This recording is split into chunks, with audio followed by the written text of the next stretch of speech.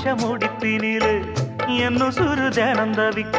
பூவில் நல்ல தேன் இருக்கு பொன் வண்டு பார்த்திருக்கு